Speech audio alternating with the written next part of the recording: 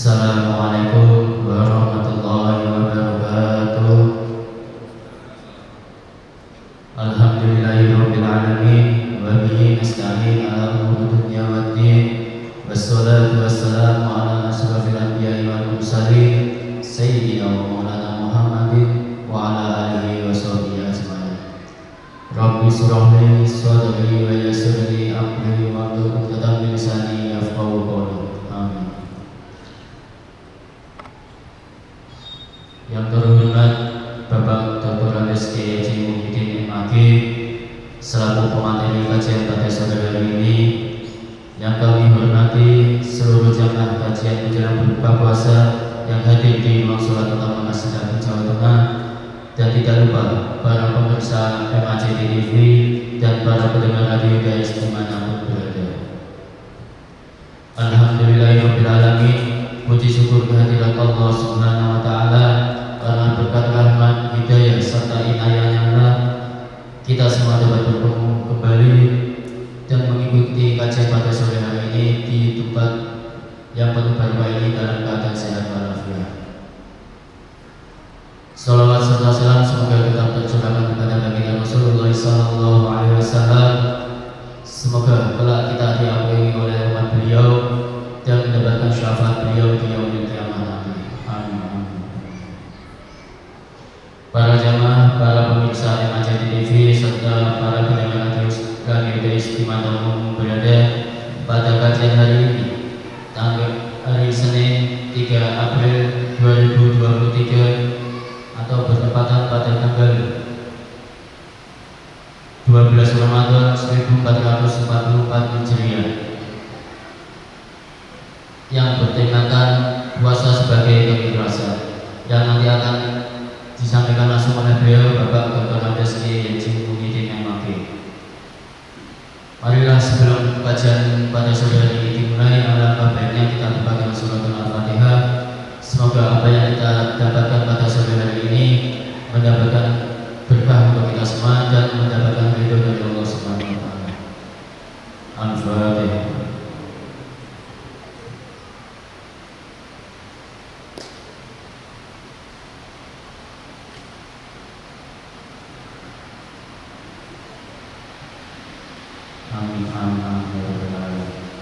Jamaah yang berbahagia, marilah kita simak sama-sama apa yang disampaikan oleh beliau Bapak Dr. Andes Kiai Haji Muhyiddin MAG untuk puasa sebagai keikhlasan itu bagaimana. Nanti insya Allah jika masih ada waktu, jamaah bisa bertanya langsung seputar tema yang dibawa pada sore hari ini.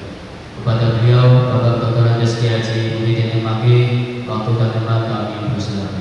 Assalamualaikum warahmatullahi wabarakatuh. Bismillahirrahmanirrahim. Alhamdulillahi rabbil alamin. Wabihi nasta'in ala umurid dunya waddin. Asyhadu an la ilaha illallah al-malikul haqqul mubin, wa asyhadu anna Muhammadar Rasulullah shadiqul wa'dil amin. Para jamaah pengajian Masjid Agung Jawa Tengah, pengajian sore menjelang maghrib menjelang berbuka, para pendengar radio Dais, begitu juga radio Gaul, para pemirsa TV MAJT seluruhnya rahimakumullah. Mari kita memanjatkan syukur kehadirat Allah Subhanahu wa taala atas berbagai kenikmatan, khususnya nikmat puasa. Hari ini kita sudah pada hari yang ke-12. Sholawat, salam semoga dilimpahkan kepada junjungan kita, Nabi kita Muhammad sallallahu alaihi wasallam. Sore hari ini saya ingin menyampaikan mengenai keikhlasan sebagai buah dari puasa Ramadan. Keikhlasan sebagai buah dari puasa Ramadan.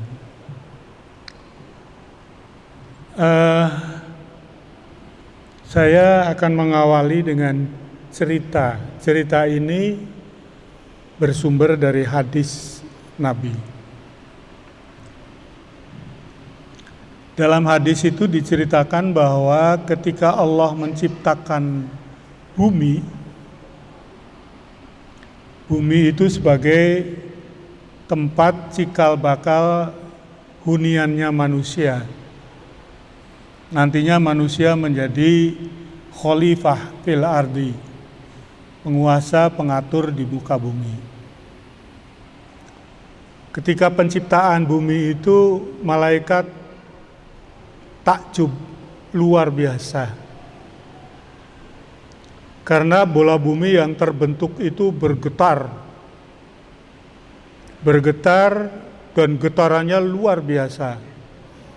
Entah kalau diukur berapa skala Richter. Tapi setelah Allah meletakkan gunung-gunung di bumi itu sebagai paku bumi, maka langsung bola bumi itu menjadi tenang, diam. Begitu cerita di dalam sebuah hadis. Selanjutnya malaikat bertanya, jadi melihat kekaguman getaran bumi yang luar biasa itu, malaikat menilai itu hebatnya luar biasa. Lalu malaikat tanya Allah, apakah ada yang lebih dahsyat, lebih hebat dari getaran bumi tadi? Allah menjawab, ada, masih ada. Apa itu? Besi, katanya. Besi itu lebih hebat daripada bumi. Besi dengan bumi itu menang besi. Di mana melalui alat yang terbuat dari besi itu bisa meratakan bukit, gunung-gunung. Ya, coba alat-alat berat itu yang dipakai untuk meruntuhkan gunung, untuk mengangkut pasir-pasir gunung, lalu menjadi bahan untuk urugan di tempat-tempat tertentu yang membutuhkan. Jadi menurut versi hadis ini bahwa bumi dan besi itu dahsyat besi. Meskipun mungkin bumi itu besarnya luar biasa, besi itu hanya sebesar bego, tetapi ternyata bisa sedikit demi sedikit ngerui gunung itu. Setelah itu malaikat masih bertanya lagi, ya Allah, masih adakah yang lebih hebat dari besi? Allah menjawab, masih ada, yaitu api, geni. Karena besi yang begitu kelihatan kuat, kalau dibakar dengan api yang membara bisa leleh. Bisa leleh. Kemudian dengan api itulah tukang pandai itu bisa membuat alat-alat. Bisa jadi cangkul, bisa jadi pisau, bisa jadi gobang, dan lain sebagainya.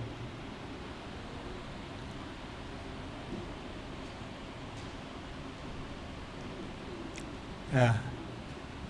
Kemudian malaikat masih bertanya lagi, masih adakah yang lebih hebat, lebih dahsyat daripada api? Ada, api itu bisa dikalahkan dengan air. Kalau ada kebakaran di sebuah hotel, kebakaran di sebuah pabrik, kebakaran di sebuah komplek, maka kemudian datang pemadam kebakaran yang membawa air, semprotkan mati airnya. Malaikat masih bertanya lagi, apakah masih ada yang lebih hebat dari air? Yang menang dibanding air? Ada. Apa jawabnya? Angin. Angin. Dengan anginlah kemudian bisa meniupkan air yang ada di bumi ini menguap ke atas. Lalu kemudian menjadi awan, kemudian menjadi hujan. Jadi air yang menang dari api, tetapi dia juga diolah, diatur oleh angin.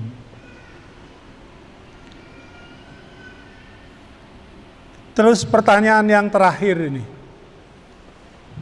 masih ada yang lebih bagus, lebih hebat, lebih menang dari angin? Ini Allah menjawab, yaitu yang lebih bagus dari semua itu adalah orang-orang yang menyumbang, mengsodakoh dengan tangan kanannya, tapi tidak ketahuan oleh tangan kirinya. Jadi kehebatan, kedahsyatan semua itu kalah oleh sikap orang yang ketika nyumbang, ketika sodakoh, ketika berderma dengan tangan kanannya, tangan kirinya boten ngertos. Saking apanya? Saking rahasianya, saking ikhlasnya. Niku kan pariboso niku. Ya. Orang-orang yang beribadah, beramal betul-betul ikhlas. Orang itu memiliki power, kekuatan yang luar biasa. Mengalahkan itu semua tadi, gunung, besi, api, air, angin. Kenapa orang ikhlas ini memiliki kekuatan yang dahsyat? Karena orang ikhlas itu kekuatannya menggunakan power Tuhan, kekuatan Allah. Jadi kalau sudah kekuatan Allah, ya mana lagi yang bisa lebih hebat? Nah, orang-orang mukhlis seperti ini itu nanti akan saya sebut sebetulnya orang-orang yang saleh. Dalam bahasa umumnya saleh, sholih. Tetapi dalam bahasa menurut dunia tasawuf, di kalangan para kiai, para santri, inilah yang namanya waliullah. Kekuatannya dahsyat luar biasa. Nah, mereka itu adalah orang yang katanya dalam bahasa tasawuf itu orang yang populer di langit tapi nggak terkenal di bumi. Jadi kalau di bumi itu ya dianggapnya orang biasa aja. Bahkan kadang orang bentuknya itu orang biasa, pengemis, kadang-kadang gitu loh. Ya ada yang itu terdiri dari orang yang tokoh masyarakat, pemimpin perjuangan, agama, mereka itu wali. Ada yang pejabat bisa jadi pejabat, bisa jadi pegawai, bisa jadi karyawan, bisa jadi orang itu tidak mengira kalau dia itu orang soleh, selebritis langit. Nah, jadi di langit itu terkenal, masyhur. Mereka itu orang yang dijaga, ditemani oleh para malaikat. Jadi pengawalnya itu malaikat.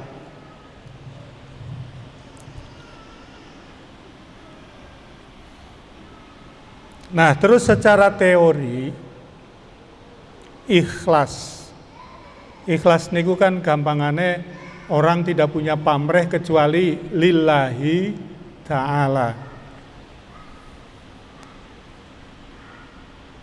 ada ikhlas yang terjadi pada seseorang karena diupayakan. Orang berusaha untuk ikhlas karena tahu bahwa ikhlas itu baik. Karena tahu bahwa ikhlas itu ajaran agama kita, ajaran agama Islam. Karena tahu bahwa ikhlas itu yang akan mengamankan amal ibadah. Tidak sia-sia, itu ikhlas yang akan mengamankan itu. Jadi orang berusaha untuk menjadi orang yang ikhlas, mukhlis. Berusaha ikhlas dalam melakukan sesuatu.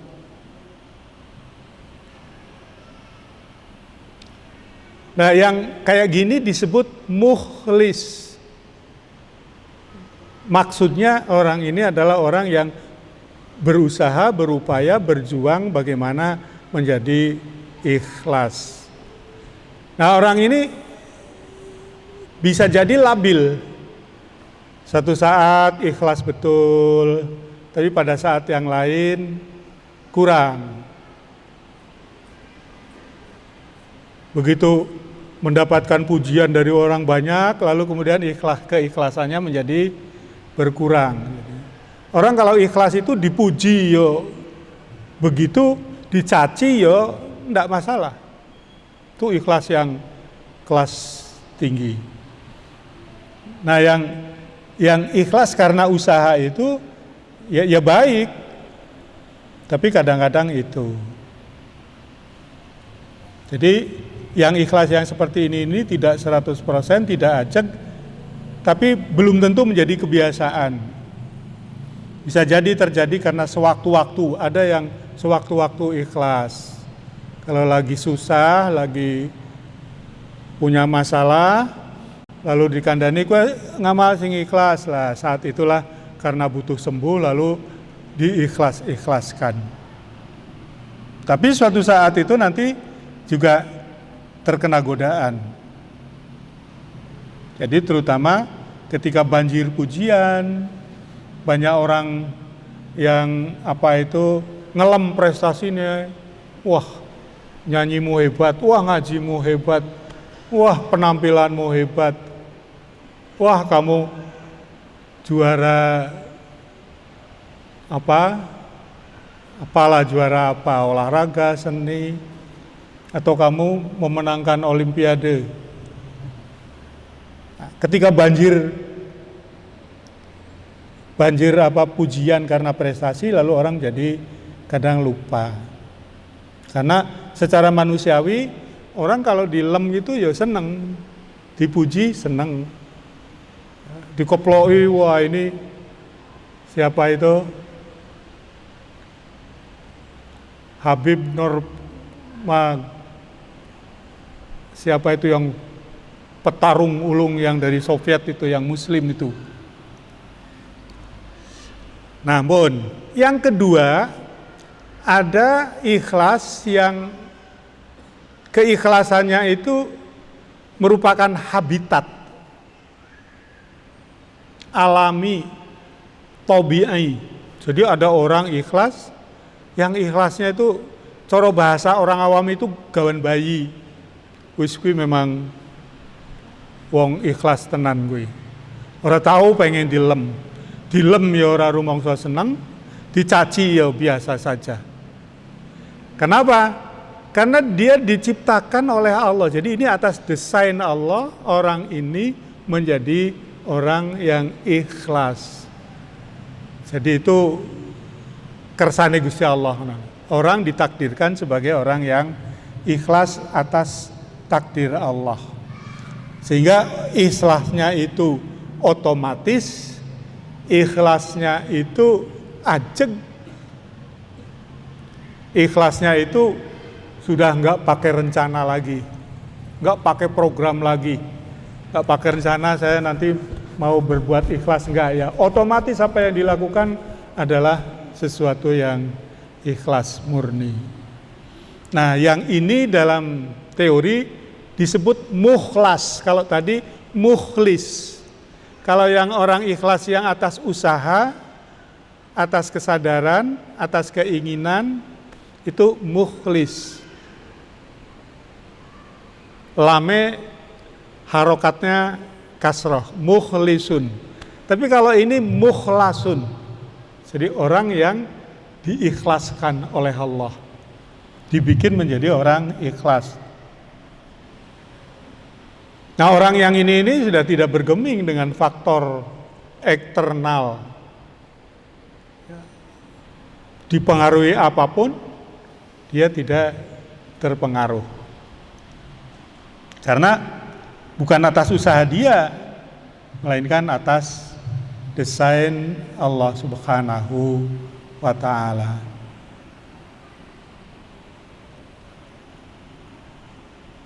Tapi orang ini biasanya amal kebaikan, keunggulan, keistimewaannya itu justru berusaha ditutup rapat, nggak mau dipamerkan, nggak mau kelihatan oleh orang.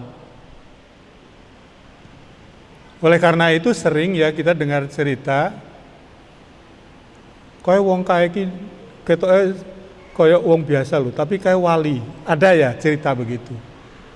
Jadi orang enggak tahu kalau itu orang hebat secara spiritual, orang hebat secara batin.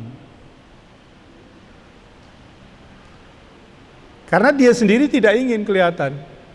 Jadi kalau ada orang ngaku wali, apalagi terus diumumkan siapa yang mau penyembuhan penyakit datang ke saya, siapa yang mau pengen punya pangkat datang ke saya, siapa yang pengen punya rezeki datang ke saya. Wah, itu bukan. Ya boleh-boleh saja ada orang kayak begitu, tapi itu bukan yang dimaksudkan dengan mukhlas ini. Bukan, kalau orang mukhlas justru keistimewaannya itu diumpet ke. Dia merasa rugi kalau nanti konangan orang.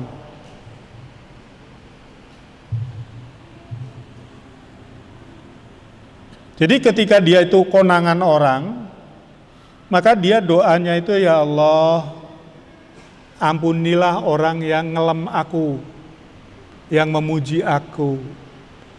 Karena sesungguhnya aku tidak patut dipuji.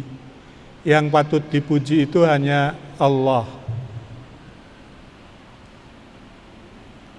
Jadi dia mendoakan, wong kok ngelem aku, apalagi wong kok mengatakan kamu kok wali, wah kamu kok makrifat, kamu kok punya karomah.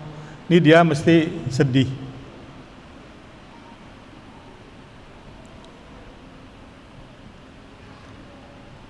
Nah, terhadap orang ini yang saya sebut selebriti langit, itu setan saja nggak bisa dulit itu. Setan nggak bisa nyenggol orang ini.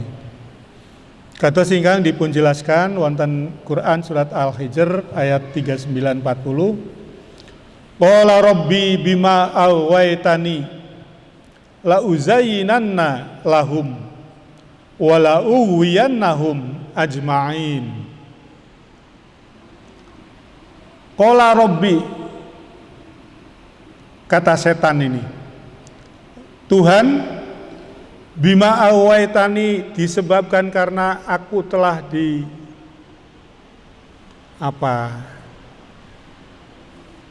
disesatkan,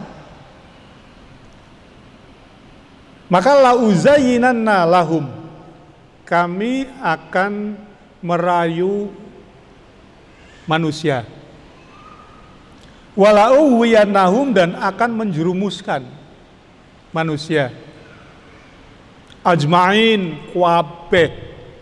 kabeh manusia tak rayu, tak jerumuske. Mergo apa? Mergo aku wis dikecam, aku wis disesatkan.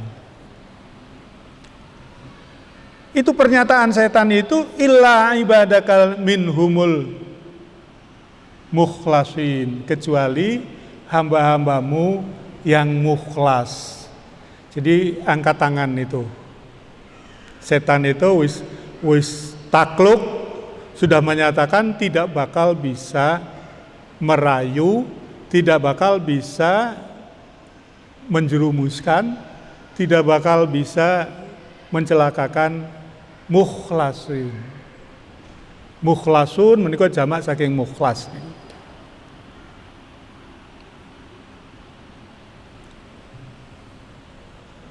Begitu juga di dalam surat Yusuf, tentang Nabi Yusuf ini yang ayatnya agak panjang. Surat Yusuf ayat 24, di bagian akhirnya innahu min ibadinal mukhlasin, bahwa Yusuf itu termasuk dari hamba-hambaku yang mukhlas, yang dibikin ikhlas oleh Allah, sehingga aman, selamat godaan yang terjadi melalui siapa itu? Wanita yang akan merayunya itu tidak mempan. Itulah orang yang ikhlas, yang kelasnya itu kelas tinggi, mukhlas. Digoda oleh orang cantik, sudah tidak ada yang akan mengetahui, ibaratnya itu tinggal der saja, tetap aman.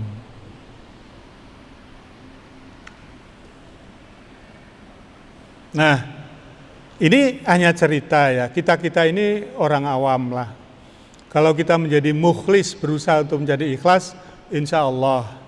Tapi kalau mukhlas seperti yang diteorikan ini, ya itu mungkin masih jauh. Mungkin masih jauh, nggak apa-apa.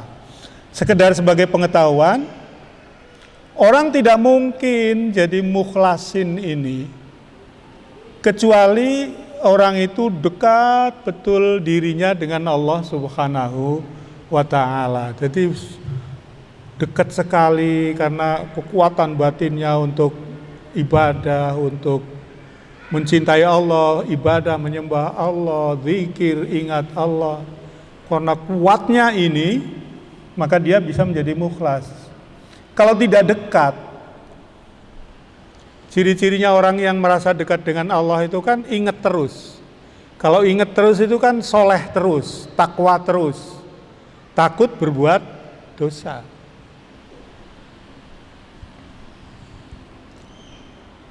Nah, karena dia begitu dekatnya dengan Allah, maka memiliki kemungkinan muncul keajaiban di dalam diri dia. Ajaib. Itulah yang disebut karomah itu. Ajaib, aneh.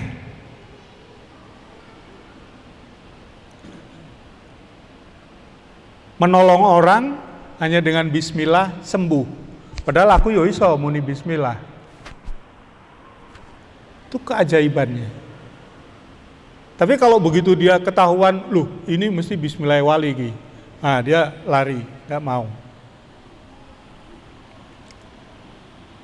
Kenapa? Karena keajaiban itu semata-mata minallah, bukan keajaiban yang diusahakan. Jadi orang berusaha tirakat, berusaha opo sing jenenge topo, berusaha apalagi topo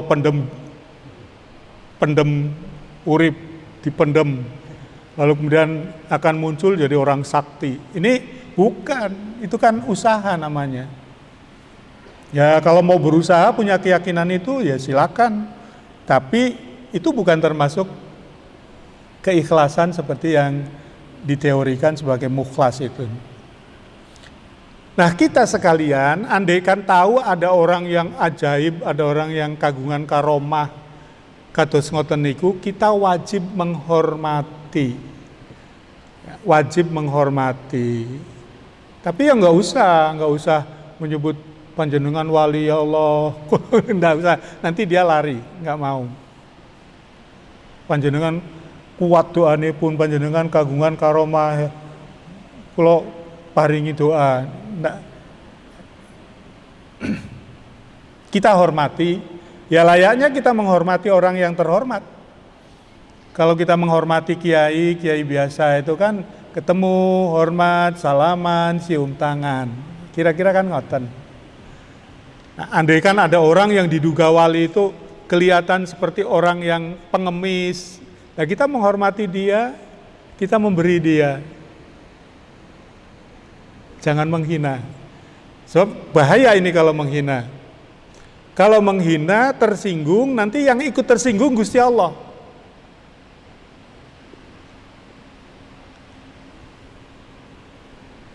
Ini kurang berapa menit?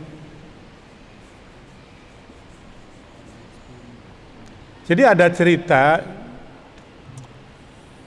yang diceritakan di dalam berbagai kitab, ada pedagang besar lah, kalau sekarang pengusaha lah, 9 naga gitu barangkali gitu. Suatu ketika itu dia masuk pasar, ada orang yang tergeletak di lantai, dia meludah, ludahnya itu nyiprat sama orang itu. Lalu setelah itu usahanya, dagangnya, pabriknya bangkrut. Ya karena dia orang pintar bisnis, lalu kemudian mencari kiat. Ki apa sing nyebabke saya ini jadi bangkrut? Tanya ke sana kemari, akhirnya tanya sama Jalaluddin Rumi. Jalaluddin Rumi sendiri ya orang makrifat itu. Apa sebabnya? Jalaluddin Rumi tahu, kamu suatu ketika dulu meludah. Ludahmu nyiprati orang yang sedang tergeletak. Katanya itu adalah kekasih Allah. Nah, jadi begitu dahsyatnya ya. Cuma tersinggung ludah, orang muni opo-opo, tapi Gusti Allah ikut tersinggung. Maka orang pebisnis ulung ini mati bisnisnya. Setelah itu dia cari lagi orangnya, ya, minta maaf, dihormati, jalan lagi bisnisnya. Ya ampun, hati-hati kita kalau ada orang yang aneh-aneh itu, jangan langsung suudzon, wah caidan gue. Nanti dulu, selagi tidak merugikan kita, biarkan saja yang aneh-aneh itu. Nah, sepindah mali itu secara umum orang yang saya sebut itu disebut orang soleh. Tetapi di kalangan penganut tasawuf, di pesantren-pesantren biasa disebut waliullah. Tapi waliullah itu yang benar, waliullah yang sesungguhnya, itu dia merahasiakan kewaliannya. Apalagi memamerkan, konangan saja nggak suka. Maka ada pepatah, la ya'riful waliya illal wali. Tidak akan mengenal wali yang sebenarnya kecuali wali. Yang akan tahu bahwa ini wali, ya wali. Kalau kita nggak akan tahu. Cuma kalau kita melihat tanda-tandanya, ada tanda-tanda karomah, ya hormati aja lah orang itu. Hormati, kalau dia membutuhkan kasih sayang, sayangi. Kalau dia membutuhkan pertolongan, tolong. Wis, insya Allah memberikan keberkahan kepada kita.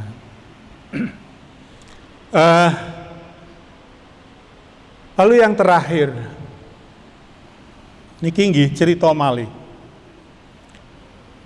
Cerita yang dikutip dari kitab Karomatul Aulia An-Nabhani.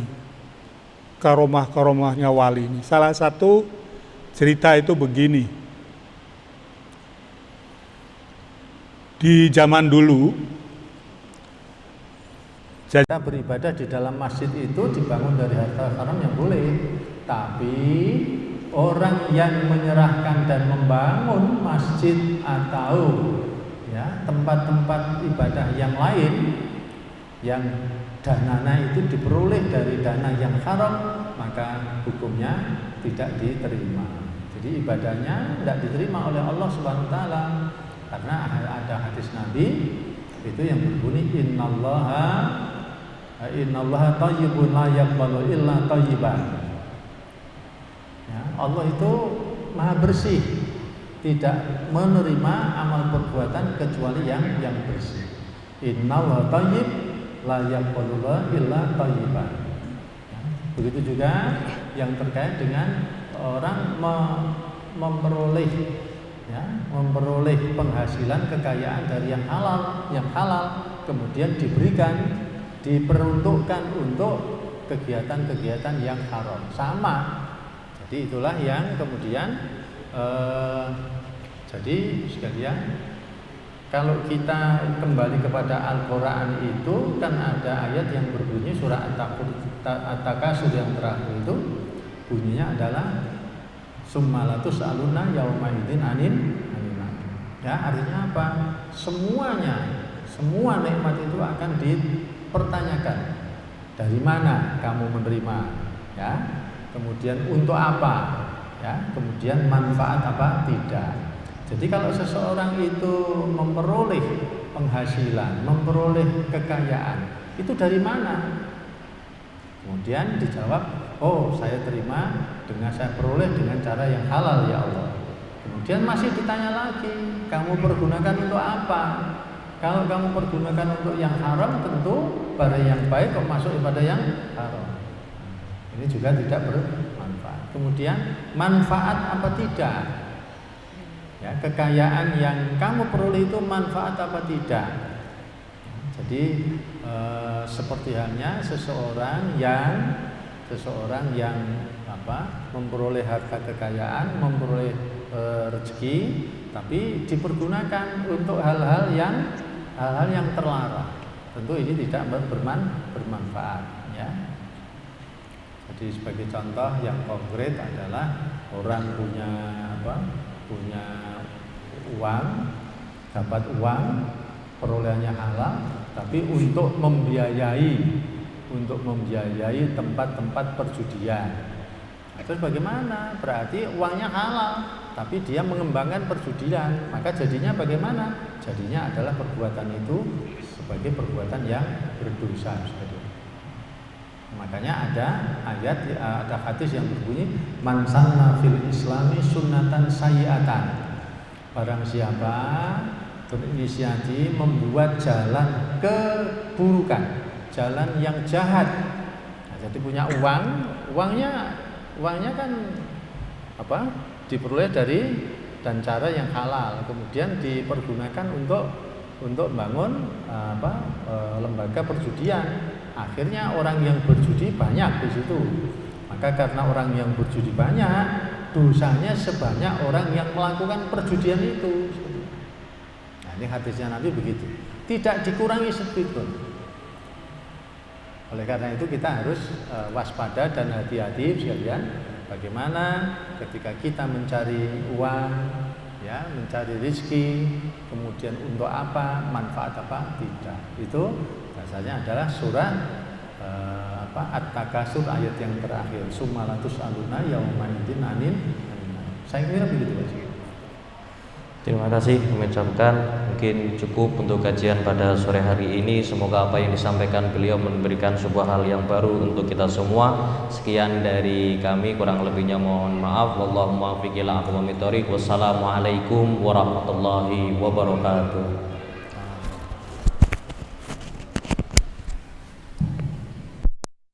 Balik ke kamarnya, cerita sama istrinya. Kayak si budake dhewe kok ning kamare ana cahaya, dia lagi tafakur, lagi wirid, lagi sholat. Wes. Kemudian karena penasaran, malam berikutnya tilih imane bersama istrinya. Bersama istrinya ditilihi persis seperti hari kemarin, malam kemarin. Jadi kamarnya bersinar, si budak itu lagi ibadah. Nah, itulah ternyata ada wali yang bentuknya itu budak. Lalu setelah konangan, lalu paginya dipanggil, sudah kamu saya merdekakan, kata tuannya itu. Kalau orang biasa kan dimerdekakan kan euforia itu. Wah, jingklak-jingklak, bebas aku, merdeka. 17 Agustus kan merdeka kan jingklak-jingklak itu. Ini enggak, dia malah sedih. Kenapa? Karena berarti konangan rahasianya itu. Setelah konangan, dia, ya Allah Gusti, rahasiaku sudah ketahuan oleh orang. Berikan aku kematian saja. Doanya mandi banget, langsung tersungkur, langsung meninggal dunia. Itulah wali. Kalau orang biasa ya konangan karo mau ya seneng banget. Wah ini dalan rezeki. Wah ini dalan populer. Wah ini jalan iso golek bojo sing akeh dan sebagainya. Cekap nggih nyuwun pangapunten karena sudah mendekati waktu maghrib. Mari kita akhiri dengan bersama baca hamdalah alhamdulillahirabbil alamin wallahul muwaffiq ila aqwamit thoriq. Assalamualaikum warahmatullahi wabarakatuh.